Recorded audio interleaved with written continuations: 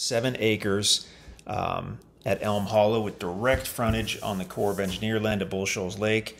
A lot of cool stuff about this property, but probably the most cool thing in our mind is that this particular tract contains what would have been likely kind of the headquarters for the original homestead that was out here. And we say that with some confidence because this is where we have found what's left of the original log cabin. It's directly on this property. It's certainly not something you could use for an actual cabin, although it could potentially be restored. I mean, you can be the judge. It's more than just a pile of nothing. You can see all the walls, I believe, or most of the walls. The roof is partially there, partially gone. It's something that if someone wanted to make it usable with some time and some money, it's possible to do so. But again, you be the judge. You can check out the ground video.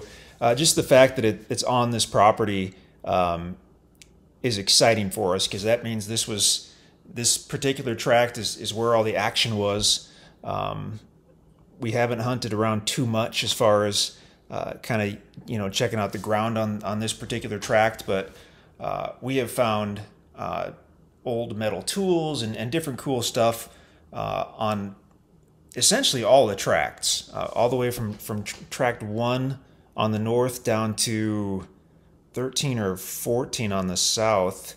I don't know if they looked on tract 15 or 16 too much, but I mean, we found just metal tools, parts of plows, all kinds of cool stuff. So having the actual original log cabin here on this tract is really neat. In addition to that, it has something we've basically never seen. It's got a very impressive handmade stacked stone wall down by the creek bed on the property. We've bumped into stone walls on properties before, and they generally look very utilitarian. Often I believe they were used to separate animals and different pastures, or for a barrier or whatnot. That's what we've seen on other properties. In this case, though, it looks like someone who really knew what they were doing spent a lot of time to make this stacked stone wall look good. It looks like it's been there probably a couple of 100 years. Portions of it are gone, but there's portions of it that look extremely good. Like other than a lot of moss being on the rocks, there's parts of the wall that look like it could have been done just a few years ago. I mean, it's really, really impressive. That's right down on the kind of the north side of the creek bed on the property. The creek itself crosses directly over it, and we've got a lot to talk about. We'll try to keep this short, but I don't know how well we'll do with that, because there is so much going on this property. We've got it highlighted here. We've got it kind of shaded with purple just so it pops out a little more, and we'll probably turn that off in a moment so we can zoom in and see the ground a little better. But just to get everybody on the same page, why don't we zoom out a little bit? We're using the MapRight interactive program. It's actually now called Land ID. They just changed the name a couple weeks ago. And you'll see a similar map within the listing page for the property. It might not have everything labeled, but it will show this property, tract 5. There are only 16 tracts out here at Elm Hollow. If we zoom out a little bit, you can see them. So one of the issues with Land ID is the labels don't size when you move the map, so that's why they're clustering up there. So just for right now, we're going to shut those labels off, and then we'll turn them back on again in a moment. There we go. Okay. So now we've got a bunch of arrows. Let's turn the arrows off too. Well, they'll go off in a minute, I believe. And there we go. Okay. So as we look at the green tracts, those are the 16 tracts at Elm Hollow. This is tract number 5. It's toward the north end, kind of north of center of the property. You can obviously see the water. That's Bull Shoals Lake. The brown shaded area around the water is the Corps of Engineer land. So Bull Shoals Lake is a lake that was created and is maintained by the Army Corps of Engineers.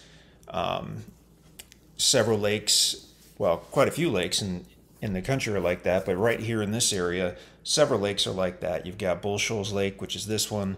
You've got Table Rock Lake at Branson, which is about 30 miles west. That's a Corps lake. Norfolk Lake to the east is a Corps lake. And so they are lakes that were built essentially by backing up huge rivers with the dam. Bull Shoals was done in the 1950s with a massive, massive dam down in Arkansas.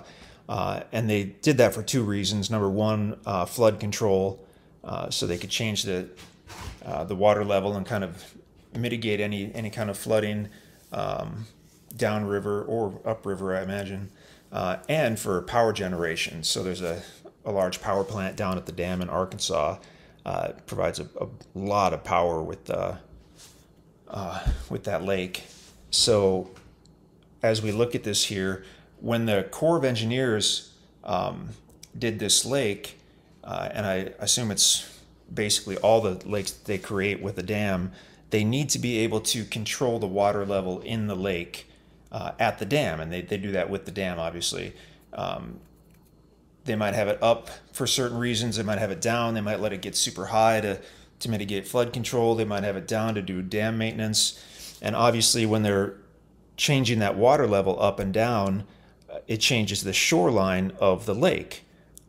So in order that they weren't affecting people's private acreage or whatnot while they change those water levels, what they do is they keep a buffer strip of land around the entire lake.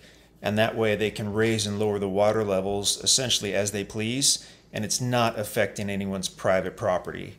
I mean, if you look around the entire perimeter of the lake, you'll see just a couple spots where it may or may not, affect someone's private property. But in general,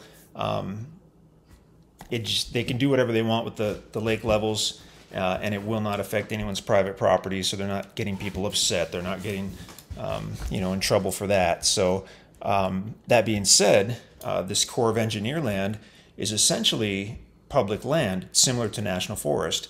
So it's generally open for hunting, recreation. You can explore the shoreline. You can, of course, cross over the shoreline to the water. Because Corps of Engineer lakes, for the most part, you and I, we can't own the actual waterfront because that's owned and controlled by the Army Corps of Engineers. But what you can do is, if you're able to find something on the Corps land, that's in many cases considered lakefront on a Corps of Engineer lake. So if you have something that has frontage on the Corps land, obviously you can cross directly over that, get right to the water, fish, swim, sometimes put your boat in the water depending on the shoreline and the access and whatnot. So that's pretty cool. And also, obviously, since it's open for public hunting, you've got access to, well, literally thousands and thousands of acres of public land that's contiguous to your property if you have frontage on the Corps land. In this case, this property does. The east side has about 50 feet of frontage on the Corps, which is just one more amazing thing about this property. I mean, this is such a nice tract, and we'll talk about that more in a minute here. I had another thought about that Corps land, and it slipped my mind. I was back to thinking about the cabin on the property. Well, it might pop back into my mind, and if it does, I'll get it in the video. But otherwise, we've zoomed out. You can see the tracts here. I know what I was going to say. Okay, so it's called, people call that the Corps land, or often they'll call it the take line. Actually, the take line would be the line between the private land and the Corps land. So we would say that this tract has about 50 feet of frontage on the take line right there. It's just kind of a name people started calling Corps core land on core lakes, because the government, kind of like when they build a highway, you don't have a choice. They're going to take your land if they need it for the new, 6-lane highway that's coming through. And a lot of people, not a lot, but I'm sure some people were upset about that when they did the lake back in the 50s. People said, hey, they basically took the land, so started calling that the take line. So nowadays, I don't think anybody's using it, because they're angry at the Army Corps of Engineers, but it's a name that stuck. So this tract does have direct frontage on the take line on its east side. Since we're already zoomed out, we'll just quickly kind of show you where this is. And this is probably just a rehash of location if you've already seen the main page for the Elm Hollow tracts. We do a similar thing with the interactive map where we zoom out. I think we zoom way out and then come in and kind of go from there. But since we're here, why not? So here's Theodosia. I'm not sure how to pronounce that. We've always said Theodosia, but I'm not sure that the locals don't say it a little differently. From Theodosia, which is a great little town. It's kind of geared up for people using the lake. They've got this large marina here. There's some beautiful public access points right there as well on the west side of the bridge, probably on the east side. Bull Shoals has hundreds of access points.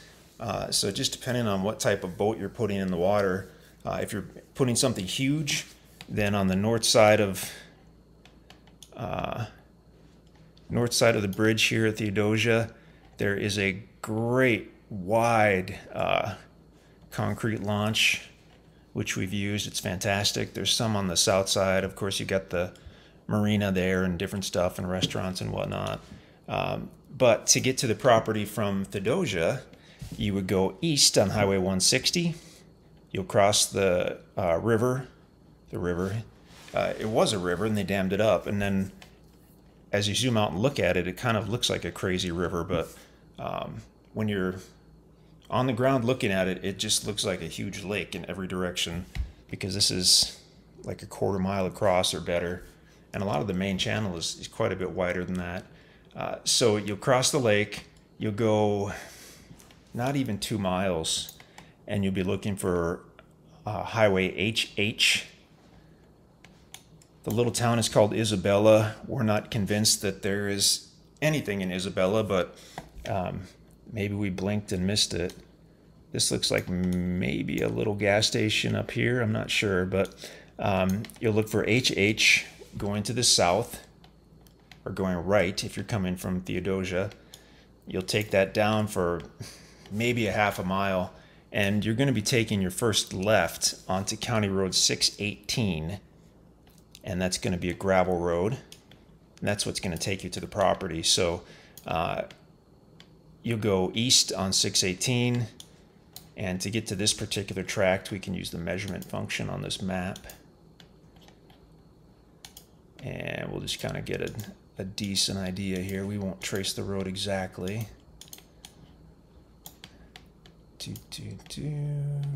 Whoops.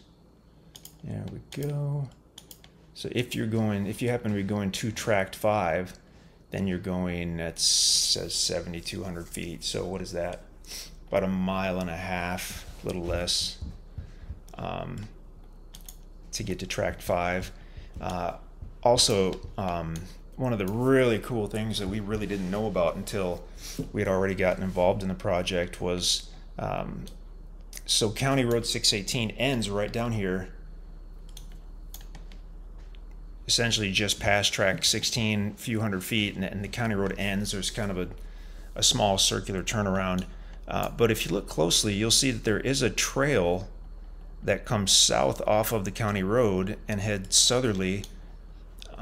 Within a few hundred feet, you're within the core land, and then it goes all the way down to the tip of this little peninsula, and you can drive right through and turn around. But it's essentially a little secluded beach area, which is really cool. I mean, we've been down there a couple times now. We've never seen anybody down there. You can fish right from the shore. You can swim. Also, it could potentially be used to launch a small boat or some jet skis. There is not any kind of paved launch. It's what we would call a primitive launch.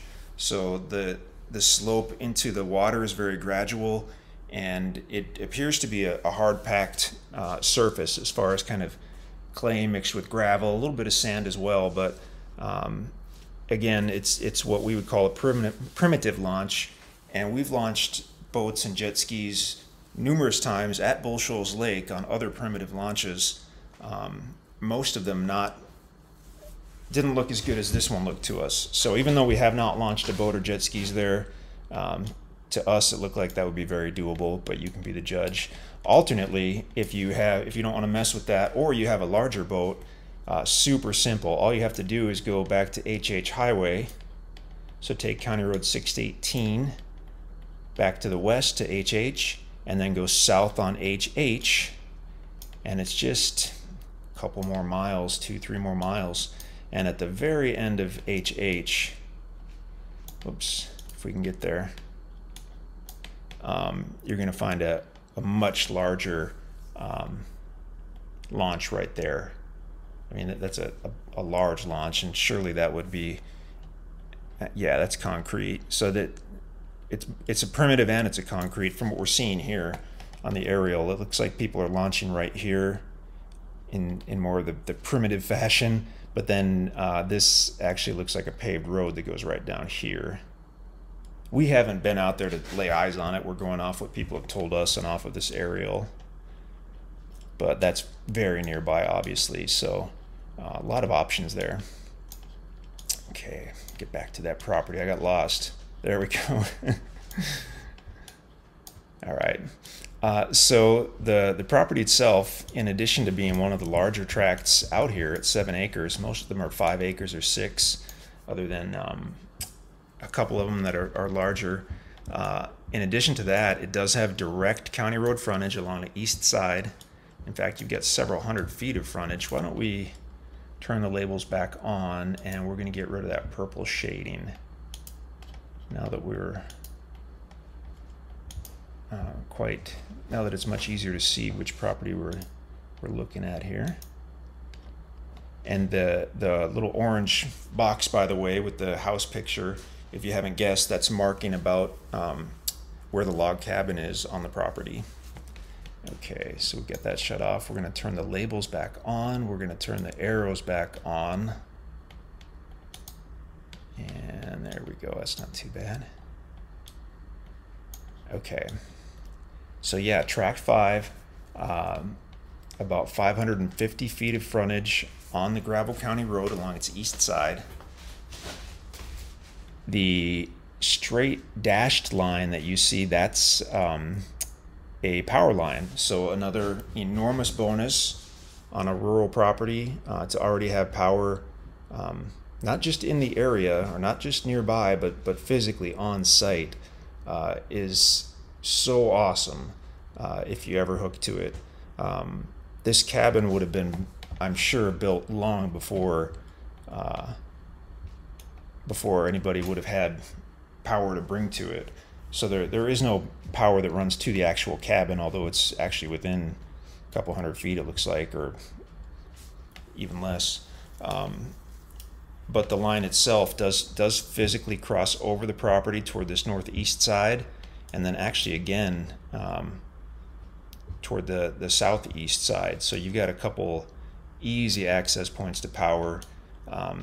If you plan to build someday or have a nice campsite or hunting camp, then it's really, really good to know that power is available. And at some point, if you sell the property, if you pass it down to their kids and they sell it, if the grandkids decide it's not for them and they sell it, having power on site is very valuable. So good to see that. And with that, we've got the direct county road frontage, we've got the power on site. This happens to, little bonus we noticed with the power on several tracks, but this one in particular, sometimes if you're lucky enough to have power crossing over the property, it can cross over in a way that may restrict your different sites, because if you have the power crossing directly through the middle, then the power company has some kind of maintenance that they need to do on that. I mean, you can't build within a power line easement, certainly not of an existing power line. So oftentimes we look at a property that has power and it's like, well, that's great, it has power, but it stinks that it's going right through what would have been the best building site.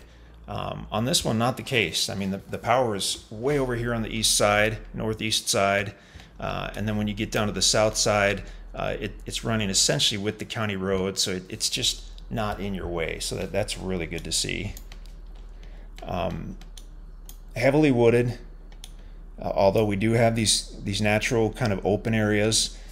So this being the tract with the original log cabin,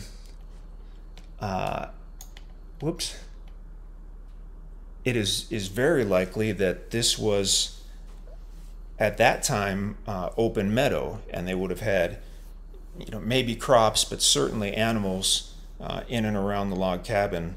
And so what you're seeing with some of these open areas are probably showing what the area was at some point, where it was open meadow versus heavily wooded. And we'll actually, in a moment, we'll switch to a topo map, and I'll show you guys something cool about the older topo map.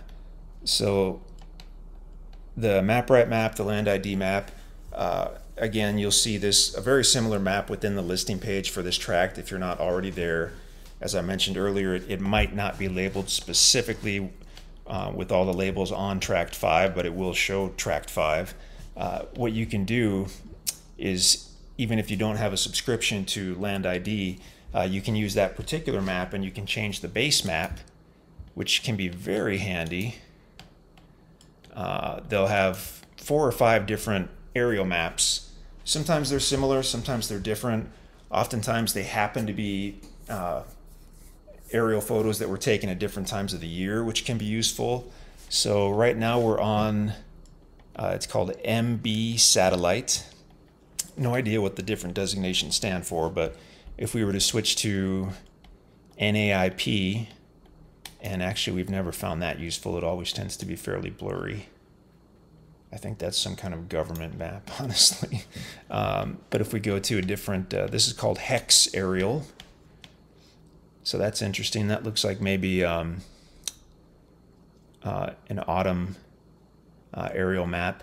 So on this one, for instance, if we look around on the kind of on the north side of the creek, you can see quite a bit of greenery, even though if you look on the south side, a lot of those trees are brown already. So what that is telling us is these are likely evergreens, either cedar or pine.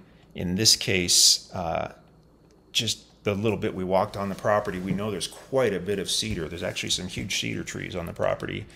So these are probably going to be cedar trees. There's a little cluster, little grove on the south side of the creek. Gonna guess that's a grove of cedar trees, just based on the cedar trees on the north side, but that could be pine trees as well. So that's kind of interesting. And last one we'll try as an aerial will be the Google map. And Google is nice because it's generally the most clear and often the most up-to-date, although it can still be several years old, we've discovered. Zoom in a little more. Okay. So yeah, Google's nice and clear. This is more of a summertime aerial, so everything's green. I think we mentioned already that that we were showing the location, approximate location of the stacked stone wall on the property. So our guess is that this stacked stone wall probably ran hundreds and hundreds of feet along the north side of that creek bed, and more than likely the stones got repurposed at some point, quite a bit of them. So there are some sections left, and we mentioned that, and you'll see those in the video. Some of them are rough, but some of them look amazing, and it's just a massive stone wall. It's a couple feet wide at the top. The section I'm thinking of is probably about 3.5, 4 feet high. It's about 2 feet or better wide at the top, and it gets wider as it goes down. So by the time you get to the ground, it's like 4 feet across. So even to build just a short section, you're talking about hundreds of very, very heavy stones that they had to drag either out of the creek bed or different parts of the property. Really impressive. I mean, check out the video for sure to see that stacked stone wall, but what an awesome feature. As far as why they built it, as we mentioned earlier, the ones that we found, it looked like they were maybe separate pastures or potentially boundary markings. In this case, we think that wall, and this is our best guess on it because of where it's built and how it's built. We think that stacked stone wall was to keep animals in one place, but also to keep animals from out of the creek or the creek bed. So this is a seasonal or a wet weather creek that crosses over these tracts, including this one. But it's an ancient creek. It's fairly wide, has a beautiful gravel and rock bottom, and it's likely that when this property was homesteaded, that creek was, very probably a year-round creek, and that could be one of the reasons why they chose this as the spot to do it. So that being said, they didn't necessarily want the animals crossing over the creek, or if the water was high, they didn't want them going in the creek and getting in trouble. So they had that big stacked stone wall that would essentially keep everybody safe and keep the animals out of the creek bed. So anyway, that's our best guess. It could be something totally different, but looking at everything, that kind of does make the most sense. So one of these aerials, you could sort of see part of the roof of the cabin. I might have to move that. Well, let's leave that for now. Let's try, just for fun. And there we go. Okay, let's see if I can move that a little bit. Whoops. And so we're using, this is a paid version of Land ID. And if you have the paid version, you can create your own maps, and that's what we've done here, obviously. So we can move stuff around, we can add stuff and delete stuff. But there you can actually see the roof of the old cabin right there. Oh, well, that's a little blurry, but you can roughly see it. Not so much there. The hex aerial, and that's just another reason why it's fun to play with the different aerials. For whatever reason, the little cabin showed up on the hex aerial when it just wasn't clear on the others. Okay, I guess we could put that back. Do this. There we go. Did that move? Okay. No, I don't want to delete it, actually. Thank you for warning me. Okay, so I mentioned earlier the topo map,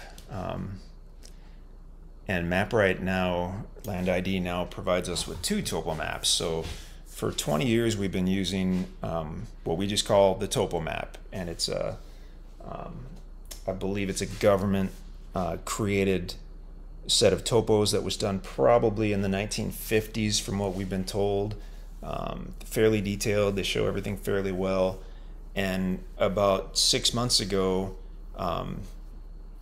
MapRight added another topo. So we haven't been using MapRight for 20 years. MapRight's only existed for 5 or 6 years, but we have been using it for 5 or 6 years. But the actual topo map set that we've been using, most programs that link to a topo link to the topo we've been using. So now, sadly, they call it the vintage topo. and they have also what's called the modern topo. So instantly we were old, apparently, and we were using the vintage topo, but that's fine with us. So we've got vintage, we've got modern topo. Modern topo we actually don't like as much.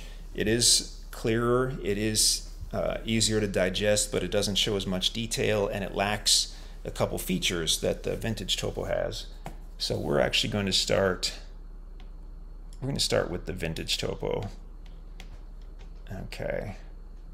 So yeah, that is a little hard to see. Why don't we turn off the labels and arrows again? I think we're just kind of giving up on keeping this video short. There's just so much to see on this property. Shut off the labels, shut off the arrows, maybe. Oop. Well, we shut off the cabin picture too, that's fine though. Okay, so if you're not familiar with topos, the quick rundown is that the lines that you see are called contour lines, and they're showing changes in elevation on the Earth's surface. So every topo map will have a certain set elevation change between two contour lines. On a large majority of the ones that we use, and that you'll probably see, the elevation change between two lines is 20 feet, and that's the case on this map. So the main takeaway when you're looking at a topo is when the lines are close, the ground is steeper. When they're further apart, the ground is flatter. Since you have a 20-foot total elevation change between two lines, if you look, for instance, in this area by the cabin, that's a lot of space between those two lines. So that's indicating that it takes a lot of time for the ground to drop 20 feet. So it's much more flat than if you look up here to the west a little bit, say on tract, well, 1, 2, 3, or 4. And here's the county road. As you come off the county road, those lines are relative to tract 5. Those lines are much closer together. So that is going to be steeper. And then as you get down to tract 5 and it starts to level out, always interesting. Pretty much every single time we've found an original home site, there are a great many reasons why they picked that original home site. And on this one, what we're seeing is probably some of the best, more level ground in the area is right there where that cabin is. So it slopes down a little bit from the road, but it's fairly gradual, and it's still private from the road because you got all the trees and whatnot. But I mean, if you think about even today, when people go to build a home or a cabin or whatnot, especially if they have, you know, a fairly large property, they take quite a bit of care and time in deciding where they want that, and they factor in a lot of different things. So imagine a couple hundred years ago, when there was no electricity and it took months to build a home out of logs and trees from the property. You probably spent even more time deciding where you wanted it. And so we see that all the time when we find an original homestead. Things just keep popping up that are like, oh wow, I see why they chose this. I see why they faced it this way.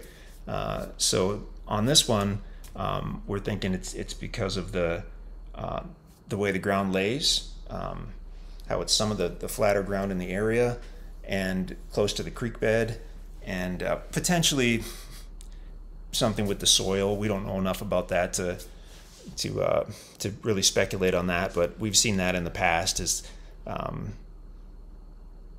If it had a little better soil, that could be where they put the homestead. But that actually dovetails nicely with the ground being more level, because you do tend to have higher quality soil on more level ground, which is the case here. So these topos, these original topos, these vintage topos, tend to have little squares where there was a structure, any kind of known structure. And so we're seeing that on this one, and that little square matches up fairly well with the actual location of the cabin. So who knows how they did that in the 1950s? Maybe just a lot of flyovers in little single-engine aircraft. I'm not sure about that, but that's one of the great things about these vintage topos that the modern ones don't have, is they don't have the little dots that show where the structures were. Another big thing, these vintage topos, you basically have a two-color scheme here. You've got green and you've got white. So the green areas are indicating that when this map was created, those areas were wooded. And the white area is indicating that when this map was created, those areas were either meadow or pasture, grassy field, indicating that they were not wooded when the map was created, which was likely the 1950s. So as we look at this map, we get a lot of free information from this vintage map. It's showing us, hey, there's a structure on this property, you know, look for that. And it's also showing us, hey, at some point, this was quite a bit of open pasture or meadow on this property, which makes sense with the way the structure is. So if you kind of picture this,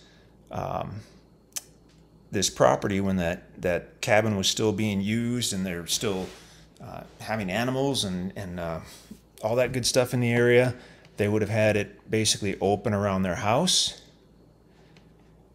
Look at this little green strip here. That's probably about where that rock wall is. And so going south from there, going across the creek, that was still wooded, but they had this area over here across the creek wooded, going southerly onto these other tracts. And then actually the topo does show this little pond here. This is not, the pond is not on the property, so I'm sure you can still see the outline of tract 5. But as we look at the area that was at one time open or part of the meadow, it extends southerly up here to this little pond. Just, I mean, really, really cool to see. And sometimes if we flip back to, say, the Google map, even though this is all wooded now, you can sometimes see a big difference in the timber between the areas that were already wooded in the 1950s versus what was probably a situation where they were open meadow or pasture, and when this was no longer being actively farmed, they just let that revert into timber. And so, yeah, it takes a while, but if this was the 1950s, we're looking at 70 years, and that's enough time to have a pasture revert into, you know, fairly good-sized timber. So we're going to go back to Google Map, keep an eye on the white areas, and see if we can recognize any difference in the timber on those. You can for sure where the cabin was, and maybe a little bit over here as well. It's not as pronounced as we've seen on some different maps when we've done that. There's some of them where it's all wooded, and then you look at the topo and see where the meadow used to be, and then when you flip back to the aerial, it's like, oh yeah, I can see it plain as day. This maybe not as much. We could try the infrared map. We seldom use that because we don't know what to use it for, but actually the infrared map does show kind of natural clearings better.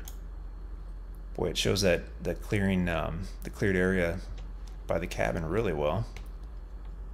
Awfully grainy. Back to aerial. Back to Google Map. And we really have not poked around too much in the kind of the yard area around the cabin. We took the short drone video. We checked out the creek bed.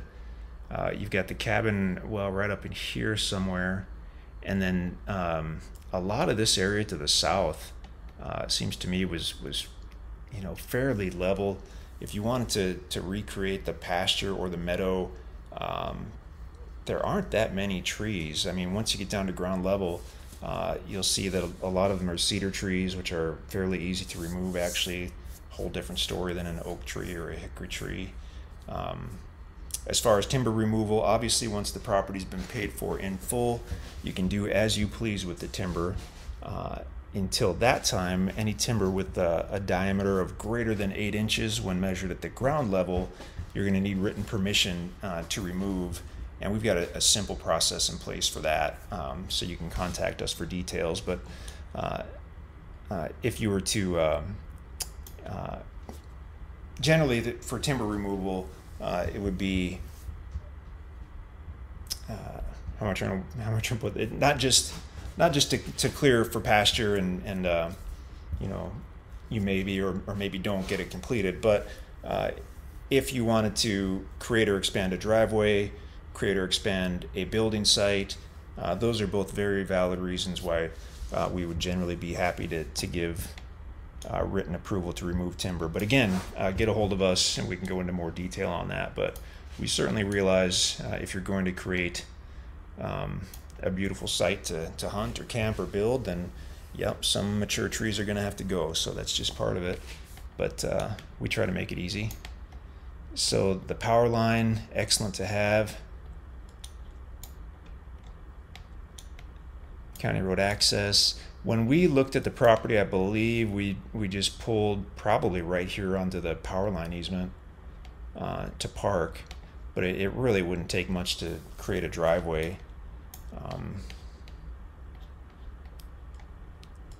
Seems like what might make the most sense is create a driveway going down to the somewhat cleared area by the cabin, and then that could potentially be a place to hunt or camp or hang out or build.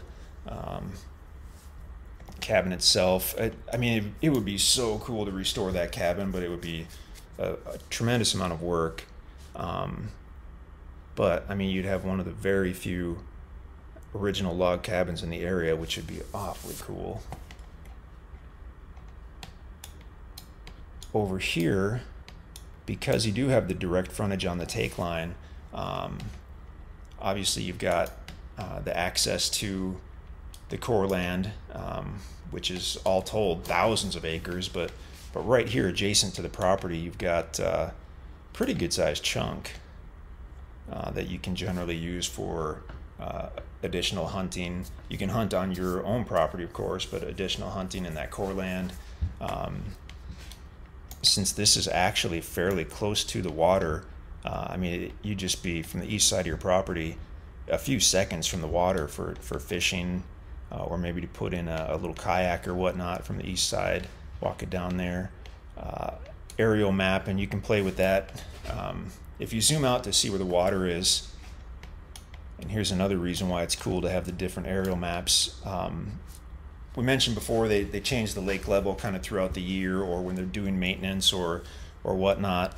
So right now we're using the satellite map. If we go to, say, the hex aerial, we've got a different snapshot of the water. If we go to Google, it's different. So you can use that to kind of see different views of the lake and the shoreline. As far as topography itself, I know we touched on that a little bit. Oh, we never did look at the modern topo map. I don't think we even finished with the vintage topo map. All right, we'll do that. So we've got the county road bordering the east side, as we mentioned, directly borders most of the east side of the property. From the county road itself, as you go westerly onto the property, it slopes down fairly gradually, though, and a large portion of this northern part of the property, north of the creek, is either level or fairly close to level. So you've got more than just about any other tract out here, even the bigger ones. You've got some nice, fairly level area that you can do a lot with. Crossing the creek bed, there's actually, and if you're familiar with topos, this jumps right out at you. If not, then maybe not. But if you look, say you cross the creek bed and you start heading toward the southwest corner, you've got what we would call a draw, which is essentially a mini valley where it slopes in, and this is going to be the kind of the center of it. And I think there's a smaller creek that feeds into the big creek bed. There would almost have to be in a draw like this, so you can look for that when you're out there. This portion where the little Mickey Mouse hand is waving around, so that's going to rise up fairly gradually, and that appears to be wooded. Well, we're looking at the vintage topo map, but we know from the aerial that that's wooded. And then as we go down here toward the very south end, why don't we go back to the county road? So let's take the county road down to that very southern strip. Again, if we go west, slopes down to the creek bed.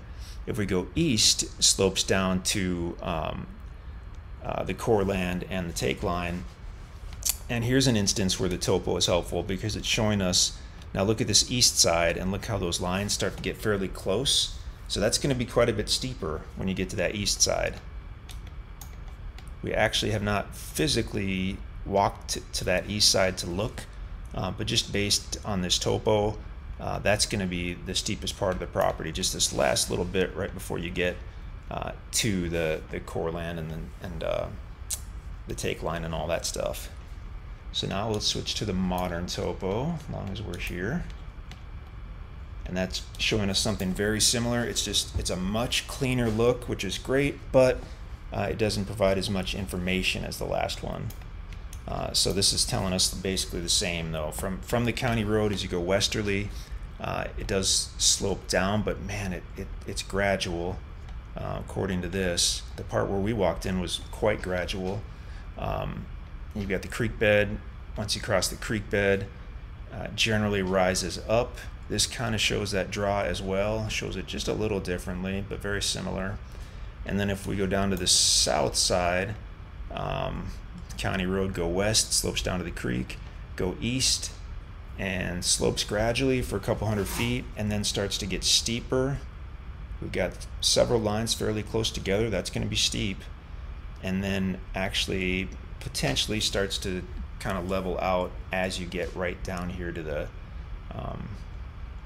this shows it as the center of a small creek that then immediately, forms the core land and the lake there. So that'll give you a good idea. Obviously, check out the drone video as well. That'll be really helpful in seeing how this lays. Gorgeous tract. The nice thing,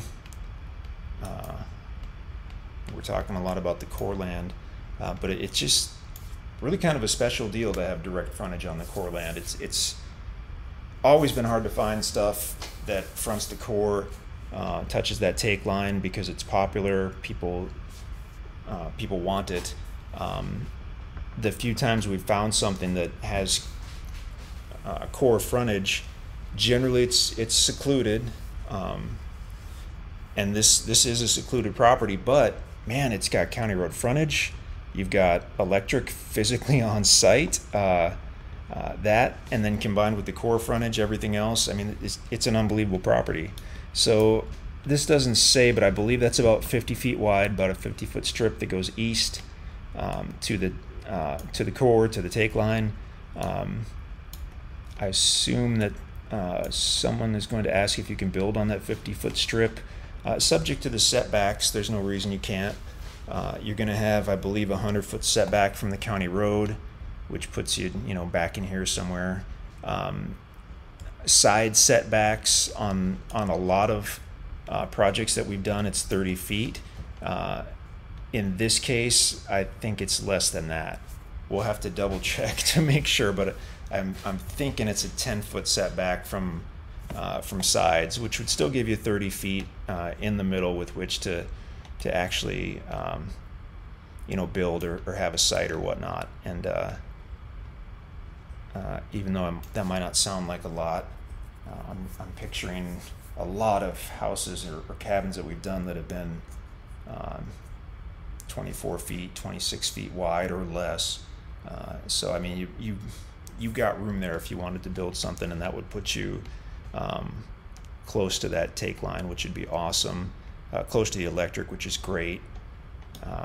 Anytime you're talking about lakeland or riverland, you want to think about the flood zone, and in this case, MapRight has a layer for the FEMA flood zone, so we can turn that on. Okay, FEMA floodplain. Oop, there we go. So now it's highlighting the actual FEMA flood zone in blue, and it's essentially running with the lake, which makes sense. So it's saying that the extreme east side of the property would fall within the FEMA flood zone, and that's obviously not where you would want to build anyway. But it's pretty cool that the vast majority of this property, even though it fronts that core land, even though You can walk right to the water. The vast majority is completely out of the mapped floodplain, which is pretty neat. Wow, what a property. I think we've gone, I know we've gone a record amount of time. We're at close to 50 minutes. Well, if you stuck with us, we appreciate it.